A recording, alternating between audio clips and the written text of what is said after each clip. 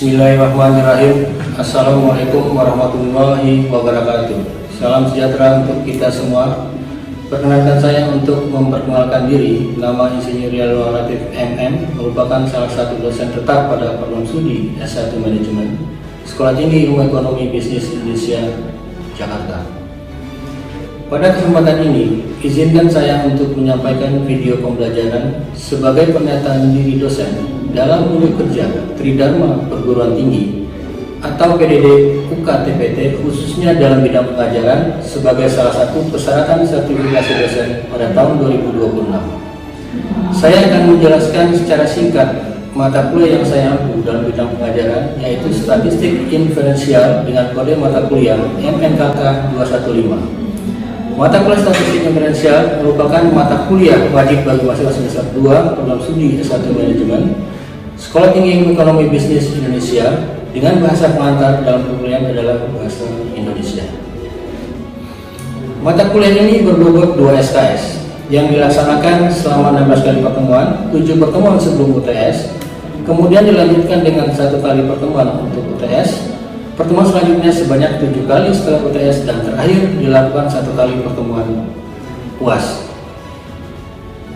Pembelajaran dalam mata kuliah ini disampaikan dengan pendekatan metode delivery, interaction, and assessment yang merupakan proses belajar mengajar dengan menekankan pada 3 aspek, yaitu penyampaian materi, interaksi pengajar dengan mahasiswa, serta penilaian akhir.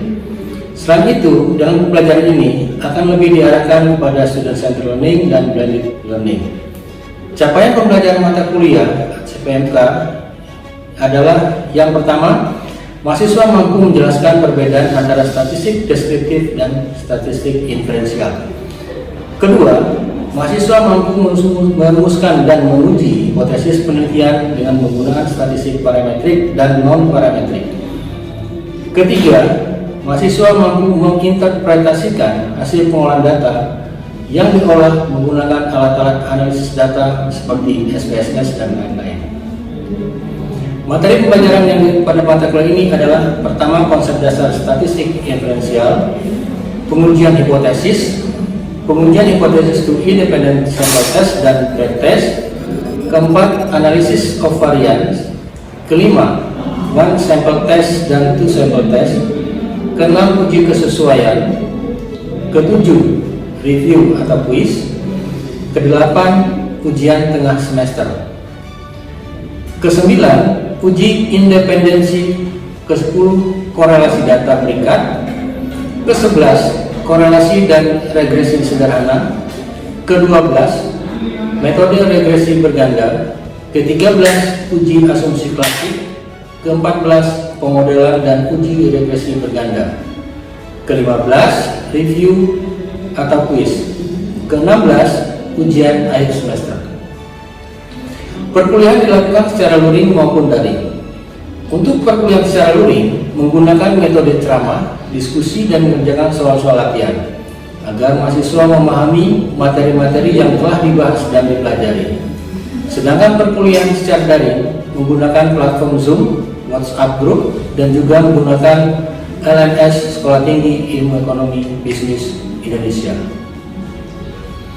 Evaluasi pembelajaran atau penilaian dalam mata kuliah ini dilakukan secara komprehensif dan objektif dengan memperhitungkan komponen dan bobot penilaian sebagai berikut: partisipasi aktif berbobot 10%, kuis berbobot 20%, kehadiran berbobot 10%, UTS berbobot 20%, dan UAS berbobot 40%, total 100%. Adapun referensi yang digunakan dalam mata kuliah statistik inferensial ini adalah statistik untuk bisnis dan ekonomi karangan David Anderson, kemudian pengantar statistik inferensial karangan Imam Ghazali, berikutnya statistika untuk semua teori, rumus, dan praktik modern karangan Yalwa Latif. Demikian informasi tentang mata kuliah statistik inferensial pada program studi S1 Manajemen Sekolah Tinggi Ilmu Ekonomi Bisnis Indonesia. Berikut adalah cuplikan video pembelajaran mata kuliah statistik inferensial yang dilaksanakan secara luring. Oke, selamat siang semuanya. Apa kabar hari ini? Baik, Pak. Nah, hari ini kita akan membahas mata kuliah statistik diferensial. Sebelum kita membahas materi, silakan untuk mengisi data hadir terlebih dahulu melalui barcode yang ada di layar. Silakan untuk menggunakan handphone masing-masing.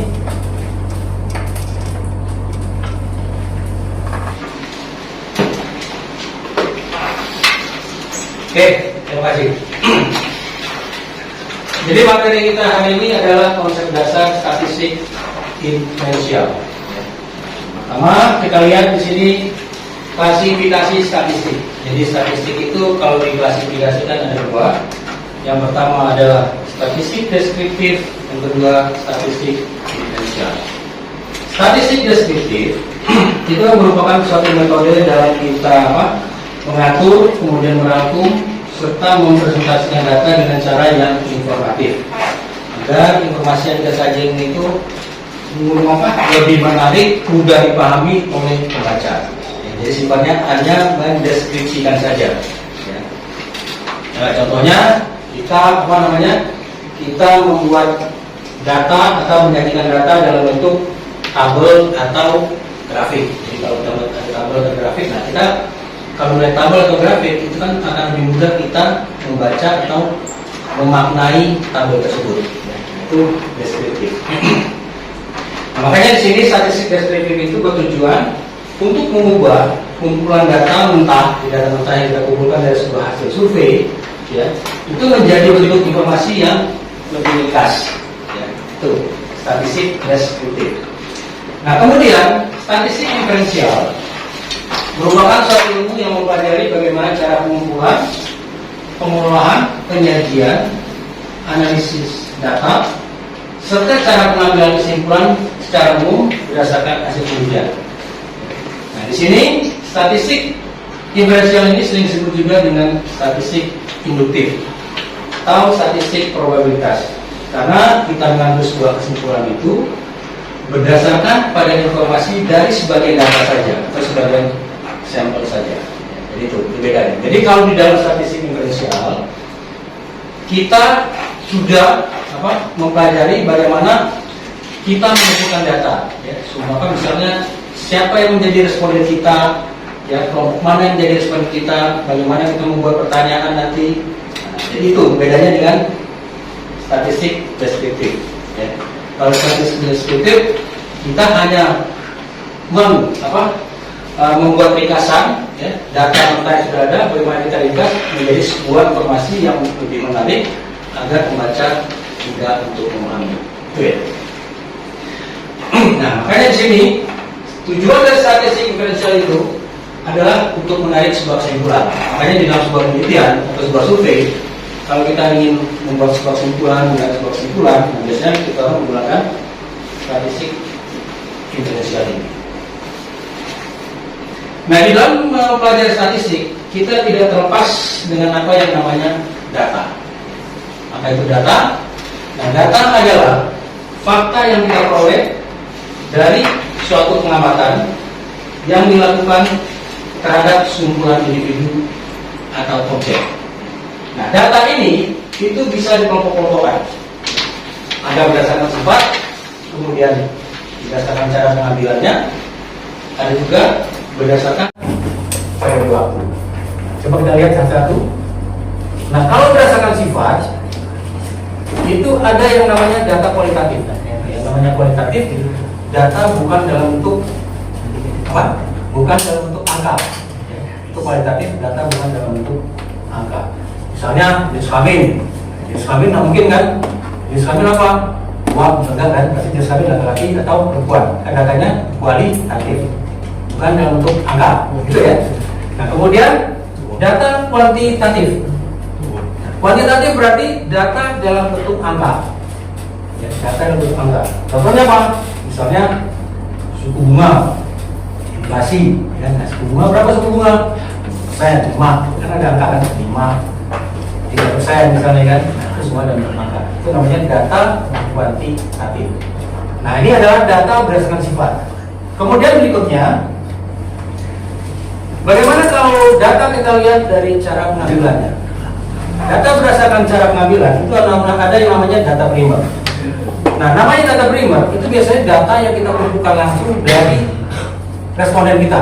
Misal kita melakukan sebuah survei, kita ada kuesioner, kita langsung ke responden kita, ya, orang yang bersangkutan langsung, kita tanya, ya, kemudian apa namanya belangko pertanyaan kita isi. Nah, data yang kita dapat langsung dari sumbernya itu, dari responden kita itu langsung, itu namanya data primer. Nah, contohnya misalnya sering kita kayak Biro Pusat Statistik ya, biasanya setiap tahun nih, kalau saya nggak salah, dia kan biasanya melakukan sensus kan, ada tugas disebar ke masyarakat, masyarakat untuk sensus, ya kan?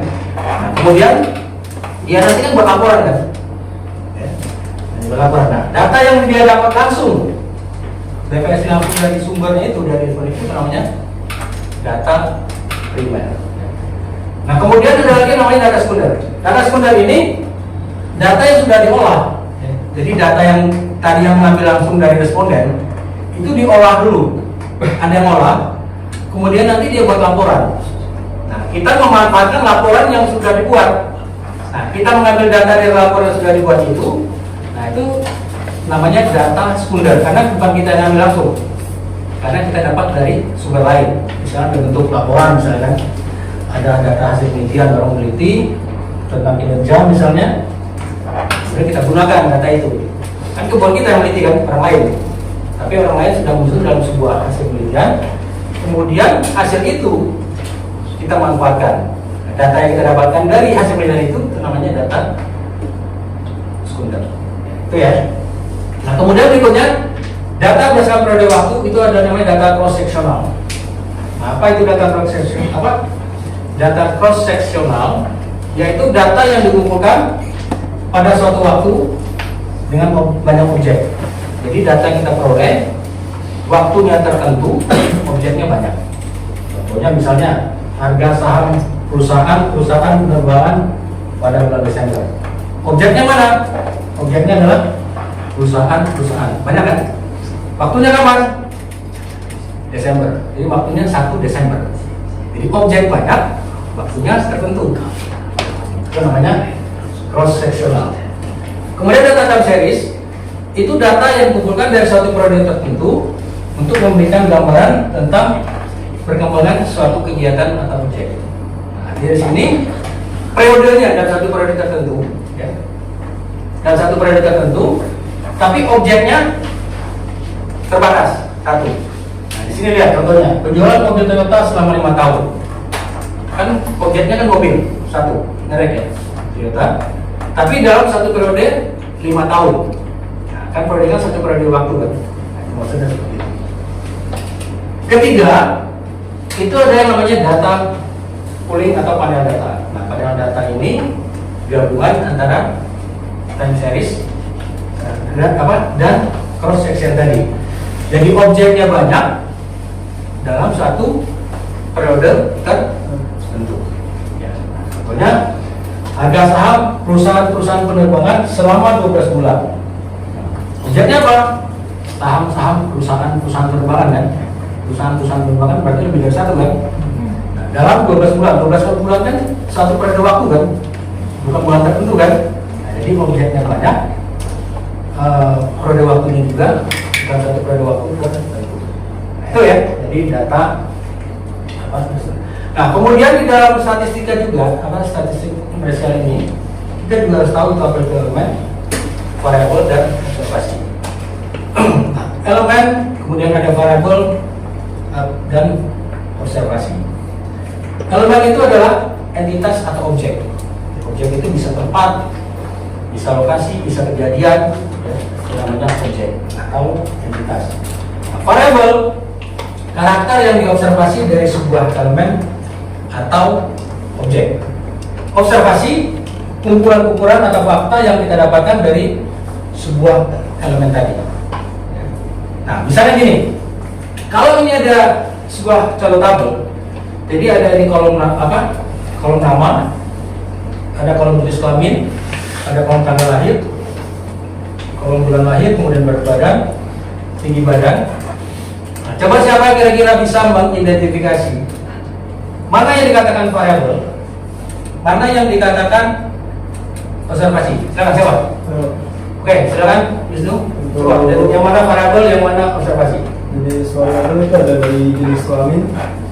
Contohnya tuh laki-laki buat observasinya. Terus buat variabel lagi di tanggal lahir, bulan lahir, berat badan dan tinggi badan. Oke. Untuk contoh observasinya itu ada variabel seperti jenis kelamin laki-laki, tanggal lahirnya di tanggal 14, terus bulan lahirnya Februari, berat badannya di 56 kg dan tinggi badannya di 165 cm. Oke, good, benar ya? Ya. Nah, buat itu ya. Jadi ada dua tabel kita bisa mengidentifikasi yang mana namanya variabel, mana yang namanya observasi. Jadi berikutnya kita lihat variabel. Tadi sudah saya jelaskan variabel itu adalah karakter yang akan diobservasi atau sesuatu yang memiliki berbagai variasi nilai yang diperoleh dari suatu unit amatan atau objek. Jadi variabel itu kalau saya mengatakannya, kalau kita teliti sebuah objek, kira-kira apa yang ingin kita teliti terhadap objek tersebut? Komponen apa yang akan kita teliti terhadap objek tersebut? Nah, komponen itulah yang kita sebut dengan variabel. Misalnya kalau objeknya mahasiswa, kira-kira variabel yang mau saya teliti, objeknya apa yang mau saya teliti terhadap mahasiswa, itu namanya variabel. Misalnya yang saya ingin teliti, misalnya jumlah jam belajar mahasiswa dalam sehari misalnya. Tapi yang menjadi variabel itu adalah jumlah jam belajar, itu namanya variabel. Nanti kan saya tanya kan, kalau saya buat sebuah prosedur saya tanya, si A jam belajar sehari berapa? Pasti menjawab kan. Si B jam belajar sehari berapa? Si C jumlah jam belajar sehari berapa? Nah, jawaban itu berarti apa tadi? Observe. Nah, itu tadi ya, itu variabel. Nah, variabel juga kalau kita bagi itu ada yang kualitatif, ada yang kuantitatif, sama. Ya. Jadi kalau kualitatif, nilai variabel tersebut dalam bentuk bukan angka. Ya. Kalau yang kuantitatif dalam bentuk angka. Ya. Contoh saja, kalau tadi misal variabel dari jumlah jam belajar, kira-kira jawabannya itu kalau dijawab, saya tanya dijawab, itu yang kualitatif atau kuantitatif? Nah, kalau jawabannya jumlah jam belajar, pasti jawab. Ada yang jawab ada 2 jam belajar, ada 3 jam. Kan itu berarti dalam bentuk kuantitatif. Itu namanya variabel kuantitatif. Gitu ya? Oke. Nah, itu variabel, itu jenis variabel. Kemudian variabel berdasarkan sifat. Itu ada namanya variabel diskrit. Itu variabel dalam bentuk bilangan bulat. Contohnya kalau jumlah mahasiswa, nah itu kan pasti bilangannya bulat kan. Jumlahnya 1, 2, 3. Mungkin jumlah mahasiswa pecahan kan. Mahasiswa 3,5 mungkin kan. Nah, jadi itu namanya variabel diskrit. Kemudian ada namanya variabel kontinu. Nah, kalau variabel kontinu itu nilainya bisa dalam bentuk pecahan. Jadi selain bulat bisa dalam bentuk pecahan. Misalnya apa? Misalnya variabel jarak dari rumah ke kampus misalnya. Kan misalnya jaraknya 2 kilo, misalnya jaraknya 2,3 kilo, ya kan? Nah, itu ada pecahannya kan? Nah, itu namanya variabel kontinu. Nah, berikutnya itu variabel berdasarkan fungsi. Jadi ada namanya variabel bebas, ada namanya variabel terikat. Nah, variabel bebas itu variabel yang mempengaruhi, ingat ya. Jadi kalau variabel bebas itu variabel yang mempengaruhi, dia bebas, bebas untuk mempengaruhi maksudnya ya. Nah, kalau variabel terikat, variabel yang dipengaruhi oleh variabel bebas. Jadi yang namanya variabel terikat itu dia tergantung dari variabel bebas. Kalau variabel bebasnya naik, terikatnya juga nanti akan berpengaruh. Apa itu naik, apa itu turun, gitu. Ya kan? Nah, contohnya gini, contohnya ada 2 variabel. Ada biaya iklan terhadap nilai penjualan. Ya, biaya iklan terhadap nilai penjualan.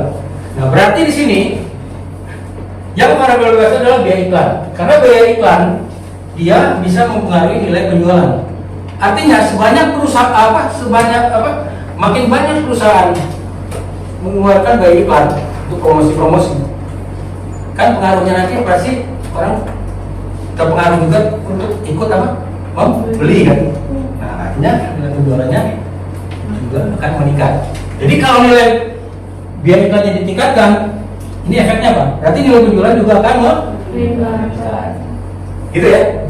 Nah, jadi itu namanya variabel bebas, ini namanya Ya.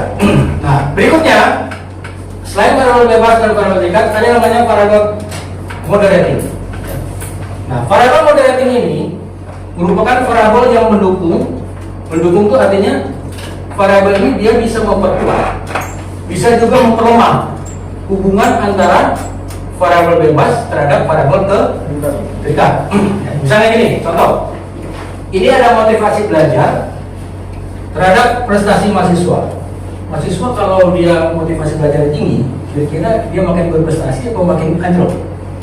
Kan makin, harusnya prestasi makin meningkat kan? Iya. Ya.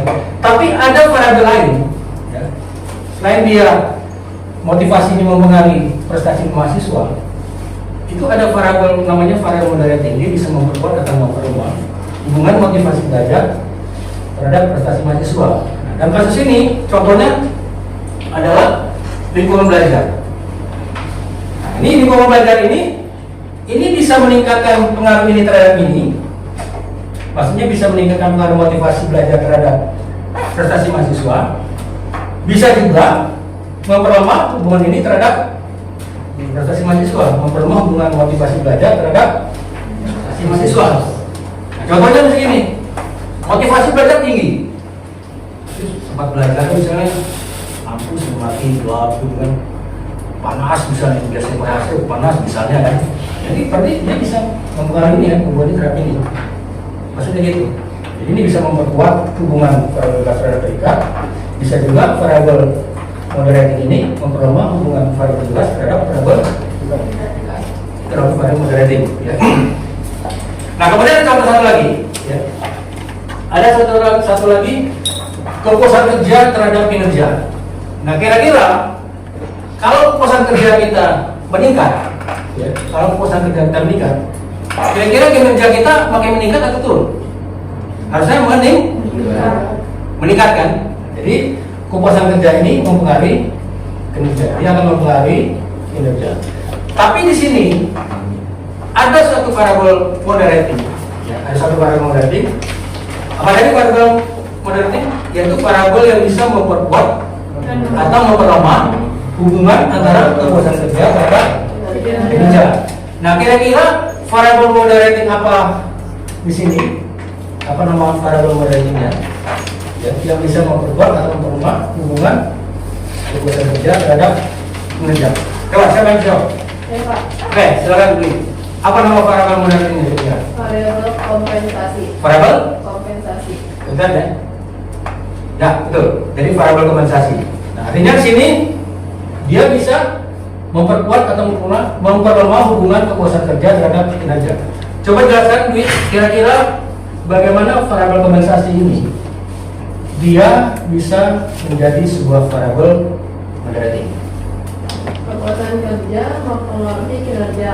Oke. Namun pengaruh kepuasan kerja bervariasi jika dilihat dari kompensasi. Oke. Dalam hal ini kompensasi akan memperkuat pengaruh kepuasan kerja terhadap kinerja. Good, bagus ya, betul. Tenang, Pak. Itu ya, jadi ada variabel bebas, ada variabel terikat, tadi ada variabel moderating, ya. Nah, kemudian yang terakhir itu adalah variabel intervening. Nah, variabel intervening ini adalah variabel yang kedudukannya di antara variabel bebas dan variabel terikat. Jadi kalau ini gaji, ada pendapatan, ini ada pindah kerja. Kita coba memahaminya seperti ini. Kalau kita kerja di suatu perusahaan, pindah gaji katakanlah 10.000 misalnya. Kemudian ada perusahaan lain menawarkan gaji 12.000. Secara naluri, kira-kira kita mau pindah kerja nggak? Pasti mau kan? Itu kan? Pasti mau. Itu secara ya naluri lah ya, pasti kita ingin gaji yang lebih tinggi. Tapi pertanyaannya, apakah setiap tawaran gaji tinggi kita pasti pindah kerja? Tentu kan? Nah, itu adalah nanti di sini ada sebuah variabel yang mempunyai pengaruh secara tidak langsung, ya, antara variabel bebas terhadap variabel terikat. Nah, kira-kira apa nama variabel tersebut? Jadi kalau kita kasih gaji tinggi, nggak mau kan? Pasti kita punya alasan yang mau kenapa kan? Nah, alasannya itulah yang pengaruh secara tidak langsung atau yang menjadi variabel interveningnya itu. Nah, di sini bisa saya kepuasan kerja. Ini adalah kepuasan kerja ini yang disebut dengan variable traveling. Ada yang jawab, kita gaji tinggi, gaji besar. Tapi kayaknya kerja nggak enak sih itu. Wah, bosnya kerjanya nggak kenal waktu misalnya, jam 12 malam telepon, 12 malam telepon, mesti kerja itu apa gitu. Nah, kita kan, ada orang kan nggak suka gitu kan. Ah, ngapain gaji tinggi? Tapi kerjanya udah kayak, nah kan pasti. Nah alasan itulah yang menyebabkan orang, bisa kita beralasan kita nggak mau terima. Nah alasan nggak mau terima itulah sebenarnya yang menjadi variabel intervening. Itu ya. Nah, itu jadi ada beberapa variabel tadi, bebas, terikat, moderating, intervening. Jadi saya kira pertemuan kita sampai di sini hari ini, ya sampai di sini. Nanti ada tugas ya, tolong dikerjakan tugas. Nanti saya kirim aja di WA group. Nanti tolong dikerjakan. Minggu depan dikumpul, ya pertemuan minggu depan dikumpul lagi. Untuk nanti kita bahas materi sendiri. Oke, saya kira sampai di sini. Selamat siang semuanya. Terima kasih. Demikian paparan video pembelajaran mata kuliah statistik inferensial. Terima kasih.